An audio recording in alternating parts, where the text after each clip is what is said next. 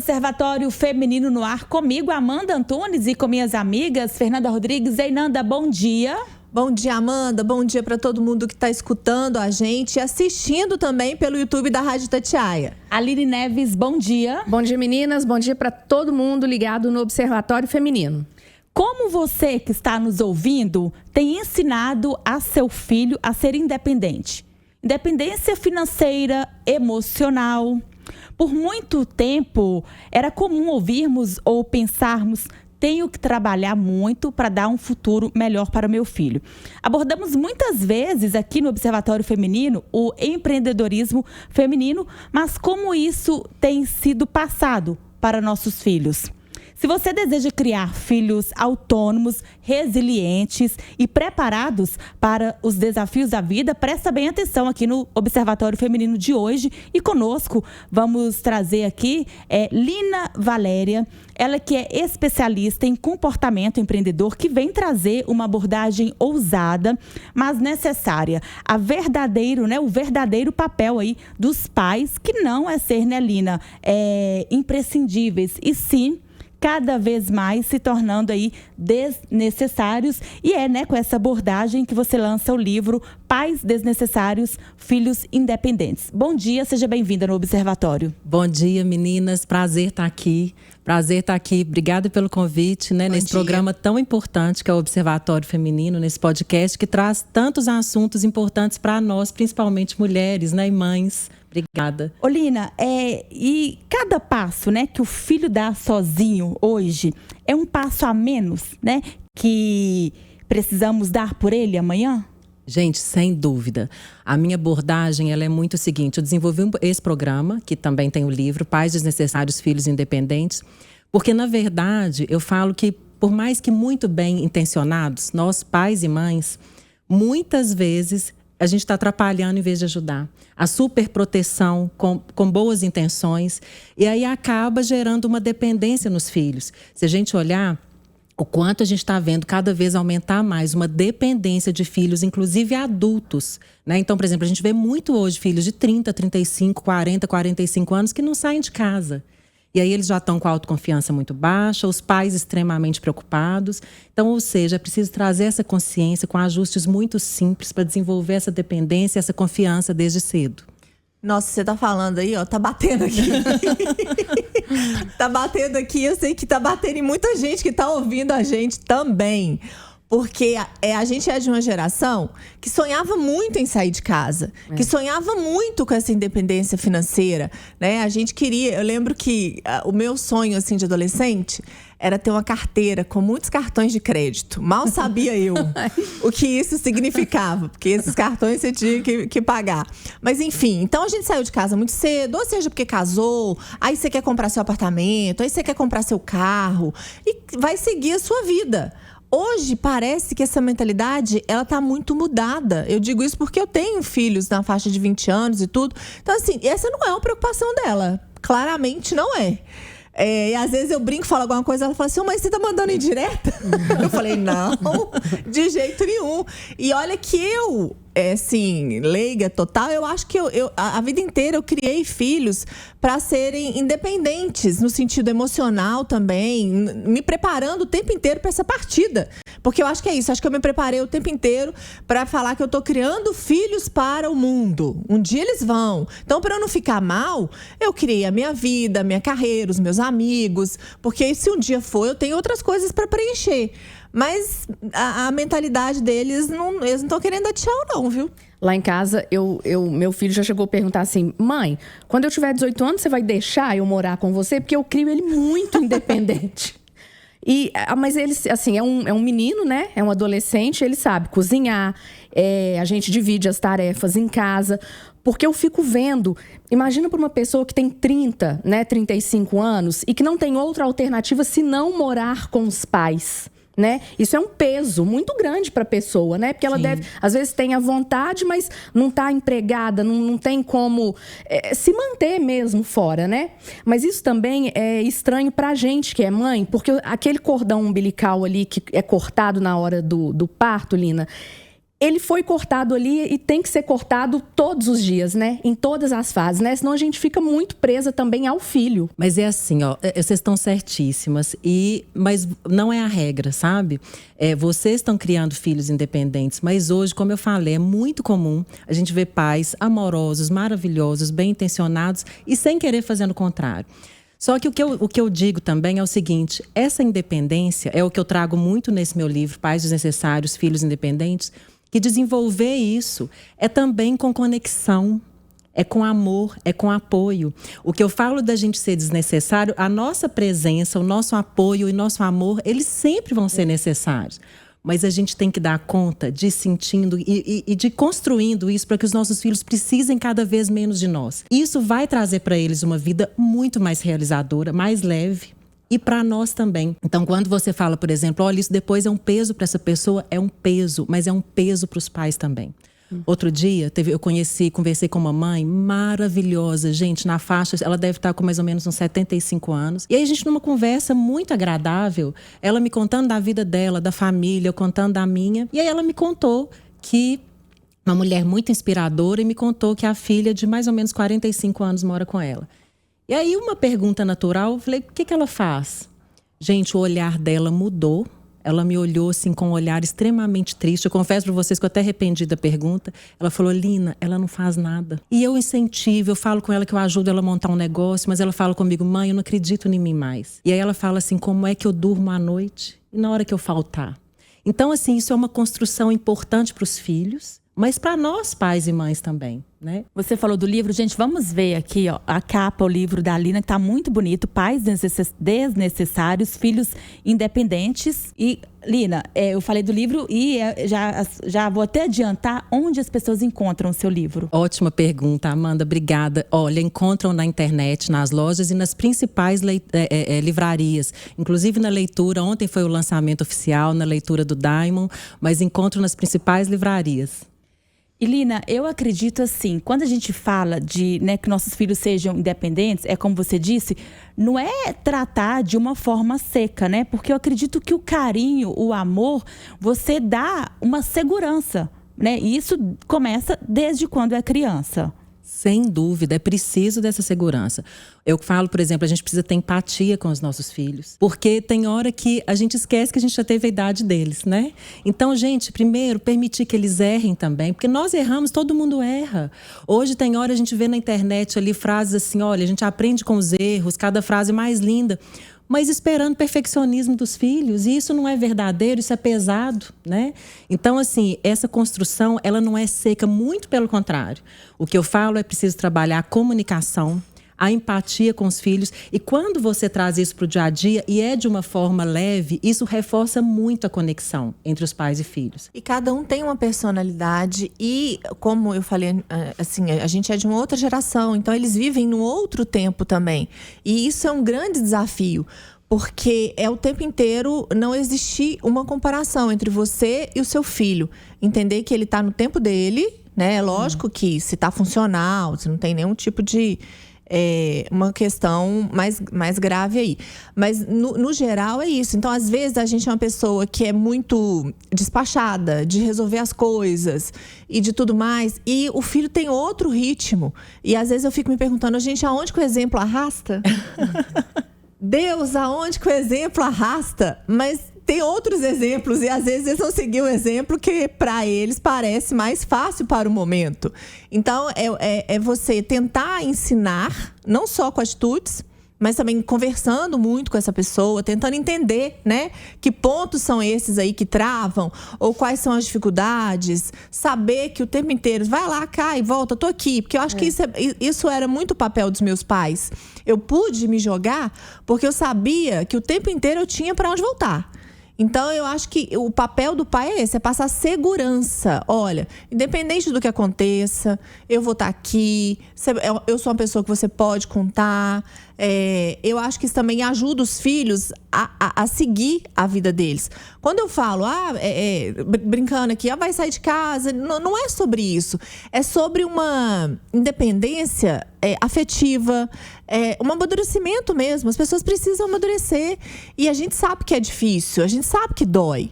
E sair desse casulo e cada dia dar um passo não é uma coisa fácil. E às vezes muita gente quer ficar. A gente vive um momento também muito difícil aí de adoecimento emocional. Adolescentes que crescem muito nas telas, nos videogames. Essas carreiras novas aí que apareceram e que não é pra todo mundo, mas que todo mundo às vezes quer ser influencer, quer ser gamer, quer ser não sei o quê, que está muito na adolescência, que é uma coisa nova pra gente. E a gente fica se questionando, até que ponto eu incentivo isso? Até que ponto eu bato um real? Porque na nossa época quer ser o quê? Ser famoso, artista, jogador de futebol, né? Que jogador de futebol modelo. Ainda persiste. Modelo, né? Mas assim, eu lembro que a vida inteira isso não é pra nós. Minha mãe, ninguém podia me elogiar, falar porque eu era bonita, que ela falava assim, minha filha, beleza, passa, esquece isso aí, ó. Vai estudar, vai trabalhar, você não fica fiada nisso, não. Então, assim, na nossa época era o que as pessoas sonhavam, mas hoje são umas profissões diferentes também, né? Como é que a gente lida com isso, Lina? Olha, você falou várias coisas aí muito importantes. A primeira coisa da profissão, você falou uma coisa que é o seguinte, a nossa geração realmente é diferente dos nossos filhos, né? A gente tem hoje várias coisas aí, muita tecnologia que na nossa não teve. Então, assim, primeira coisa importante é entender que todos os pais e mães, nós erramos e acertamos. Ninguém só acerta e ninguém só erra. A grande questão é cometer menos erros, claro, trazer a consciência para isso, e não ficar cometendo os mesmos erros também. Agora, o que eu digo é o seguinte, a profissão, gente, a gente tem que tomar um cuidado muito grande. Essa escolha tem que ser dos nossos filhos. E quanto mais a gente dá para eles espaço e independência, mais eles têm chance de conhecer o seu potencial e de fazer escolhas melhores. Porque, às vezes, os pais, que claro que eu compreendo, querendo escolher uma profissão mais segura para os filhos, muitas vezes é um tiro no pé. Porque se o filho não vai estar realizado, isso vai ser um problema empurrado lá para frente. Então, tem que ser uma escolha dele. Agora, o que eu trago no livro? É uma metodologia muito simples para desenvolver algumas características que vão fazer diferença para a vida dele, para a infância, para a adolescência e para a vida adulta. Ou seja, qualquer profissão que ele escolher, ele vai fazer melhor. Então, são características como autorresponsabilidade, comprometimento, disciplina, proatividade, autonomia e autoconfiança. Isso transforma a vida de qualquer pessoa.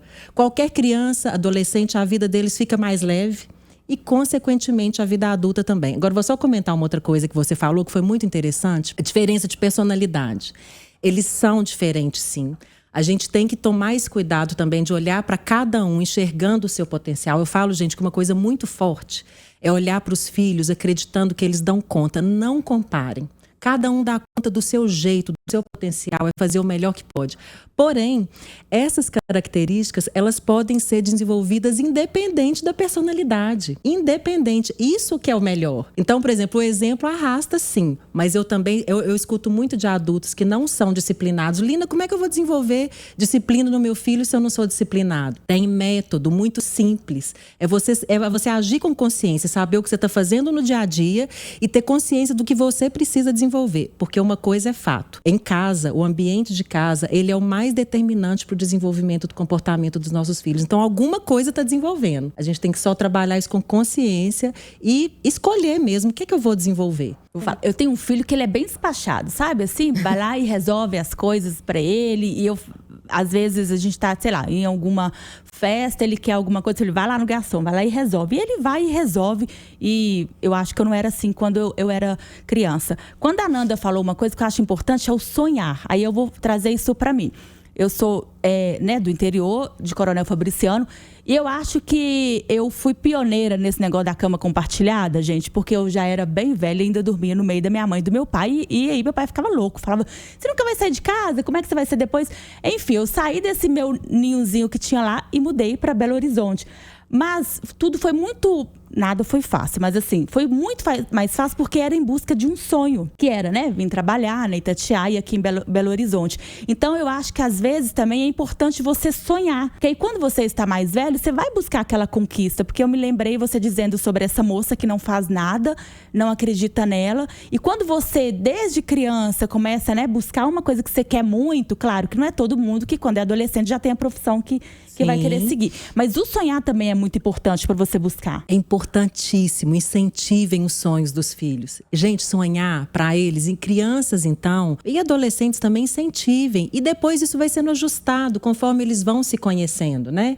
Isso é sensacional, isso é maravilhoso e importante para eles. Porque senão o que vai acontecendo é que vai podando eles e eles vão se enquadrando, se encaixando. E que não é isso. Lembrem disso, assim, olha, o comportamento, se eu desenvolvo o comportamento, se eu dou espaço. E esse espaço, na verdade, o que muitas vezes dificulta é uma coisa que vocês já falaram aqui. Muitos pais sentem a dor de perceber que os filhos estão precisando cada vez menos deles. E a gente tem que aprender a olhar isso ao contrário.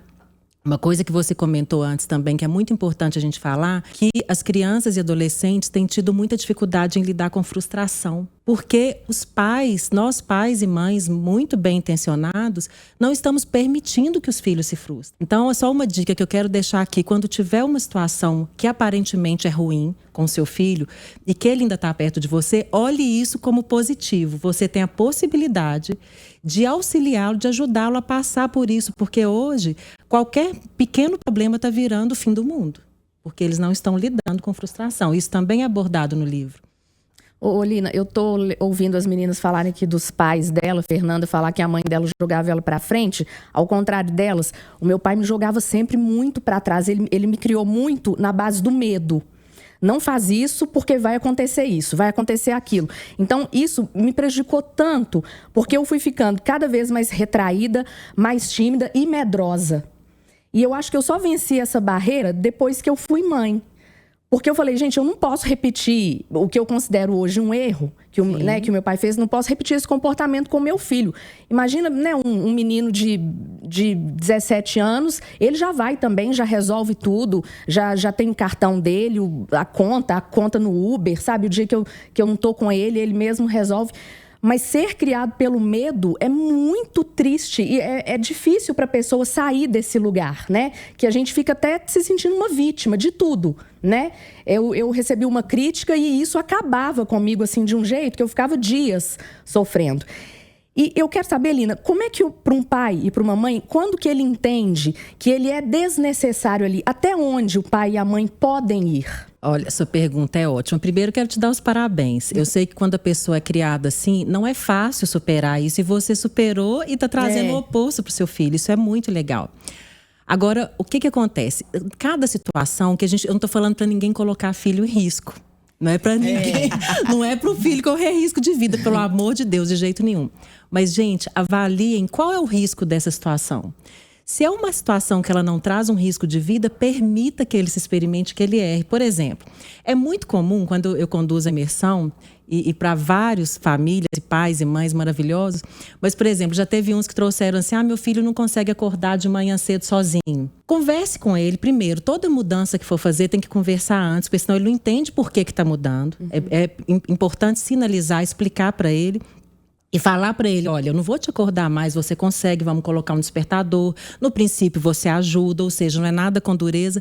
Mas chega uma hora, deixa ele perder a aula. Qual é o risco? Perder uma aula. Mas ele está desenvolvendo autonomia e isso gera um orgulho para ele gigantesco. Então o que eu acho que os pais vão percebendo que eles estão sendo desnecessários é vendo os filhos conseguirem se resolver, sabe? Com cada vez com uma autogestão maior e eles ali apoiando, monitorando. O que não quer dizer que os filhos não vão precisar de ajuda, de apoio, não é nada disso, né? Mas estarem por perto e eles vão percebendo cada vez mais essa independência. Eu me lembrei aqui, e aí eu me vi numa dificuldade, por exemplo, de para casa de criança, que vem toda agora no aplicativo. E como que você vai deixar uma criança de 8 anos para resolver isso? Tem que ser os pais. Também, assim, acho que o futuro não está ajudando muito, né? Então, vou falar para vocês o seguinte. Olha, o que eu falo para os pais e mães. Gente, dever de casa é responsabilidade dos filhos. Então, não é nosso de pais e mães. Vou dar a Amanda, ela colore os desenhos do Pedro. Adoro colorir. Sabe por quê? Gente, vocês não imaginam, ou imaginam sim, o quanto essa simples mudança, ela transforma o comportamento dos filhos. Por quê? Quando você faz por ele, qual que é a mensagem inconsciente que ele está recebendo? Eu não dou conta, minha mãe ou meu pai precisam fazer por mim. Quando ele faz, a mensagem inconsciente é, eu consigo fazer. E a questão não é fazer o dever para a casa perfeito, é ele fazer o melhor que ele pode. Isso é o mais importante. E aí, se você, por exemplo, também combina um horário dele fazer todos os dias, você está desenvolvendo com ele autonomia, você está desenvolvendo disciplina, você está desenvolvendo comprometimento, autorresponsabilidade. Porque tem uma coisa, quanto mais você vai fazendo por ele, mais ele vai dividindo a responsabilidade com você. E isso vai ao longo do tempo. Sabe uma coisa que é muito comum? Às vezes os pais e mães fazendo muito pelos filhos, na hora que chega ali na fase dos 18 anos, que às vezes vai entrar para uma universidade ou vai mudar de casa, os pais começam assim, mas como assim? Eu preciso falar tudo que esse menino vai fazer? Mas não é possível. Mas ele foi criado assim, isso não vai mudar da noite pro dia, isso não é um passe de mágica. Bom, gente, a gente ficaria aqui mais tempo, né? Falando, Fala não, ouvindo. tanto de mãe desesperada. Essa agora do para casa foi pra mim assim, lá no fundo, que eu chego aqui, né? Tipo, com milhões de para casa do Dedei, dia. viu, Amanda? Dedei.